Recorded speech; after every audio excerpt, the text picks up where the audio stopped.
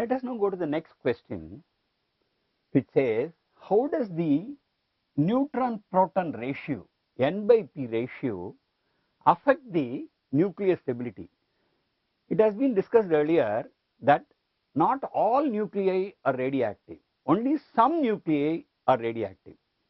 So, the ability of a nucleus to exhibit radioactivity depends on the N/P, that is neutron-proton ratio. This depends on three important factors.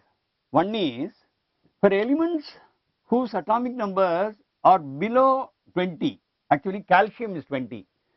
So the atomic number is below 20, the N by elements whose atomic number, this is the atomic number, not atomic mass, this is atomic number, the N/P ratio is almost close to 1, is almost 1, because there are as many neutrons as there are protons in the nucleus of the element. As for example, for hydrogen, maximum, there is no neutron at all in this, in the case of hydrogen. So there is only one proton present in hydrogen. Whereas in the case of the isotope of hydrogen, which is tritium, whose mass is 3, there are 2 neutrons present. The ratio of neutron-proton ratio is 2. So this is the case for those elements where the ratio, the N/P ratio, which is below 20, whose atomic number is below 20, is almost close to 1. Then there is a second category. This is about the first category.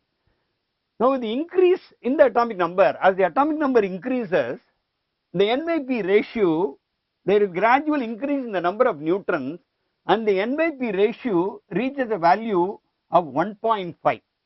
So this is actually the second category where the atomic number increases about 20, and then the value of neutrons also increases. So then there are more protons, there are more neutrons than protons, and the ratio is around 1.5.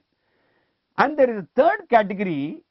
If this is the two categories, these are all the two categories, and the third category is if the N/P ratio exceeds the value of 1.52, this is up to 1.5.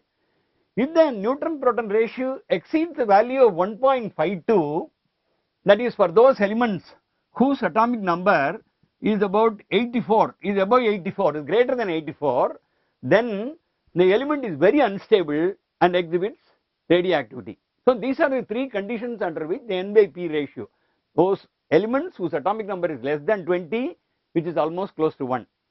As the atomic number increases, it comes to somewhere near 1.5. There are certain elements, something like about atomic number 84, where the neutron-proton ratio is about 1.52 or exceeds the value of 1.52, the nucleus becomes unstable and it starts exhibiting radioactivity.